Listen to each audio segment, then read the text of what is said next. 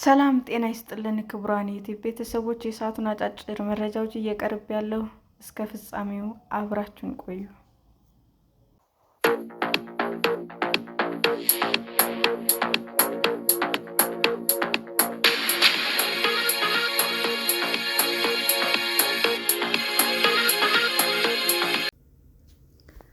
በርካቶች ለምን ማዕድ በጋራ ይቋደሳሉ? ምንስ ጥቅም አለው?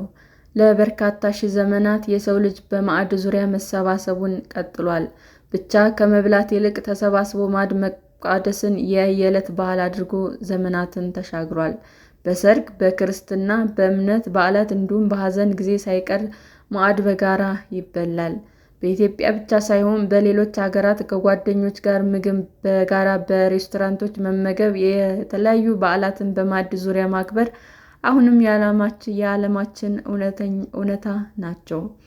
ሆኖም ዓለማችን እየሄደችበት ባለው ከቴሜነትና ግላዊነት ጋር ተያይዞ እነዚህ በማዕድ ዙሪያ የሚደረጉ መሳሳቦች እየቀነሱ ይመስላሉ። በተለይም ቤተሰብ ተሰባስቦ የመብላት ባህል እየቀየረ እንደሆነ የሚጠቅሱ ዘገባዎችም በተደጋጋሚ ሲወጡ ይታያል። ሆኖም ቤተሰብ በማዕድ ዙሪያ መሰባሰቡ የመቅረቱ ጉዳይ የወቅቱ ጉዳይ እንዳልሆነም እና በምዕራብ ዓለም ቢያንስ 100 ዓመታት እንዳስቆጠረ ማስረጃዎች አሉ። ማዕድ አብሮ መቋደስ ባህል ብቻ ነው ወይስ ከዚህ በዘለለ ትርጉምን ያዘለ ነው? ጥንታዊ የሰው ጋር የቀረበ ዝምድና አላቸው የሚባሉት ቺምፓንዚ እና ቦኖቦስ የተሰኙ የዝንጀሮ ዝርያዎች በቡድን እንደሚመገቡ የሥነ-ሕይወት ባዮሎጂ ተመራማሪዎች ተገንዝበዋል።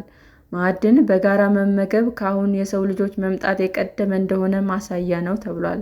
ነገር ግን በአቅራቢያ ላለ ሰው ምግብ ማዕድ እና ተቀምጦ ማዕድ በጋራ መመገብ አንድ አይነት እንዳልሆነ በስዊድን የአውፕሳላ ዩኒቨርሲቲ የማህበረሰብ ጥናት ተመራማሪ የሆኑት ኒኮላስ ኑማን ያስረዳሉ። ምግብ ለሰዎች አድሎ አብረው ሳይቀመጡ እንዲሁም አለመመገብ ይቻላል ይላሉ ባለሙያው። ሆኖም የሰው ልጅ ማዕድ በጋራ ከመቋደስ ጋር በተያያዘ በርካታ ልምዶች፣ ባህሎች እና አሰራሮች እየጨመረበት እዚህ ደርሷል። ለመጀመሪያ ጊዜ የሰው ልጅ ማዕድ የተጋራው በእሳት ዙሪያ ሊሆን እንደሚችል ይገመታል። ቅድሞቶቻችን መቼም ምግብ ማብሰል እንደተማሩ በእርግጠኝነት የሚታወቅ ነገር የለም። ግምቶች በከፍተኛ ሁኔታ የሚለያዩ ሲሆን አንዳንዶች ከ1.8 ሚሊዮን ዓመታት በፊት ያደርሱታል። ይህም ወቅት የሰው ልጅ አድኖ ወይም ለቅሞና ሰብስቦ በሚበላበት ጊዜ ነው። ስለዚህ አድኖ ወይም ለቅሞ ከዚያም እሳት አንድዶና አብስሎ መብላቱ ረዘም ያለና ፈታኝ ስራ ከመሆኑና የበርካታ ሰዎች ተሳትፎ ከመጠየቁ አንጻር በቡድኑ ሊያደርጉት እንደሚችሉ ይታሰባል። በምሽት ሰዓት ሁሉም በእሳት ዙሪያ ከተሰባሰቡ በኋላ አብረው ተቀምጠው ሊመገቡ እንደሚችሉ በእንግሊዝ የኦክስፎርድ ዩኒቨርሲቲ የባዮሎጂካል አንትሮፖሎጂስት ሮቤን ደንባር ይገምታሉ።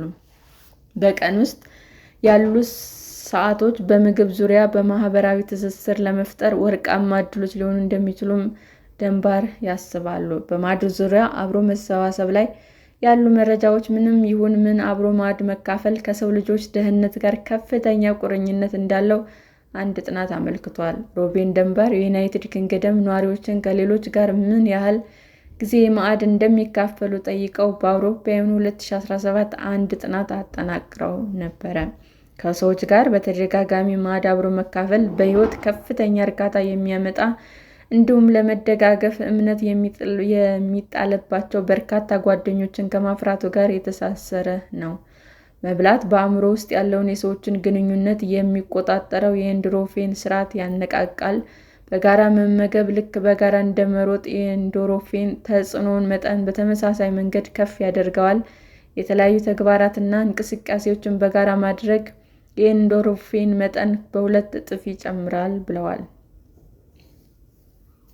ሰዎች ያበሰሉትን ምግብ በአንድነት በተመሳሳይ ጊዜ መመገብ የበለጠ እምነት ሊጨምር እንደሚችል ሲንቲያ ግራበር እና ኒኮላስ ተዋይለር የተሰኙት ጋዜጠኞች በአንድ የፖድካስት ዘገባቸው ላይ ጠቅሰዋል።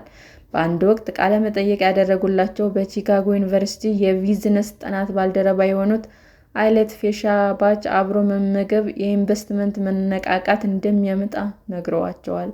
አብረው በተመገቡ ሰዎች ገንዘብ ለማውጣት የበለጠ ቀላል እንደሆነም ተመልክተዋል።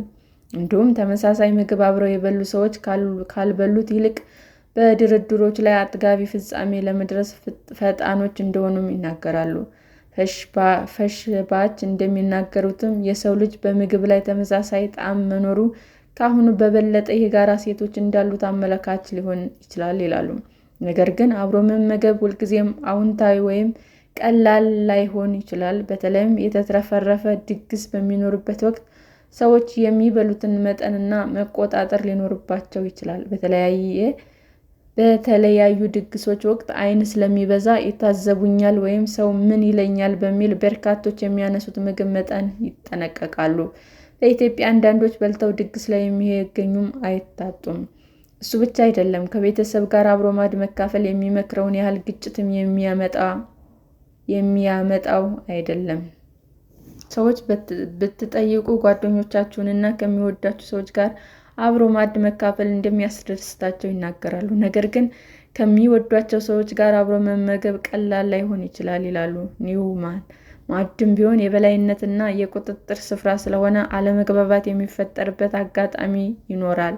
ይህም ሰዎች የሚበሉትን የምግብ አይነት በተደጋጋሚ የሚተቹ ወይም ውፍረትን እያዩ ከምግብ ጋር የሚያነጻጽሩ ስለማይታጡ እንደሆነ ኒውማን ያስረዳሉ።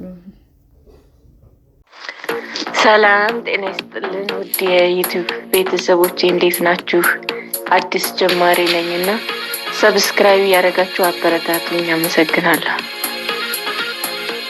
ክቡራን የዩቲዩብ አድማጮቻችን ለሰዓቱ ያቀረብኩላችሁ አጫጭር መረጃዎች ይህንን ይመስል ነበር። በሌላ መረጃ እስክንገናኝ ሼር፣ ላይክ፣ ሰብስክራይብ እንዲሁም ቢቀርብልን የምትሉት መረጃ ካለ ኮመንት እያደረጋችሁ ቸር ቆዩን።